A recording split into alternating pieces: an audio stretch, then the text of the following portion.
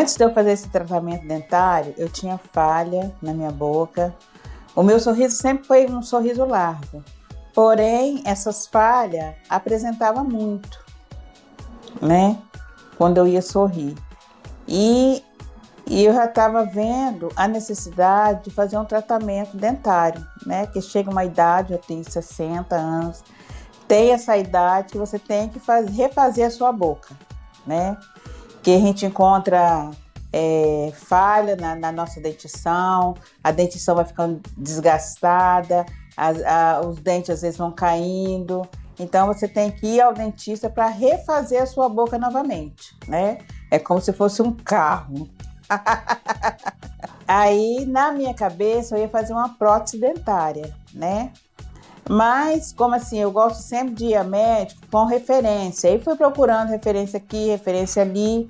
Aí encontrei essa aqui, essa clínica aqui. Aí vim e no intuito de fazer a prótese. Fizemos a prótese começou a me machucar. Aí a doutora, eu falei com a doutora Rafaela, que estava me machucando. Ela olhou, aí falou assim, olha, Neide, o que seria melhor para não te machucar, principalmente é na parte inferior, que machuca bastante, né? Seria um implante. Aí eu fiquei assim, eu falei, doutora, um implante? Ela, um implante. Mas na minha cabeça, eu achava que não daria para mim fazer o implante. Mas, ao mesmo tempo, eu pedi a ela que fizesse o orçamento para mim. Ela fez o orçamento, vai ficar tanto, a gente divide assim, assim, assim, assado. Eu falei assim, então tá fechado que dá para mim.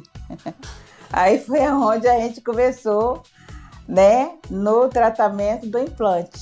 E aí comecei a sorrir novamente. Recomendo a colegas minhas. Meu marido mesmo foi um que eu recomendei que ele viesse aqui fazer um orçamento, porque ele achava também que não dava para ele.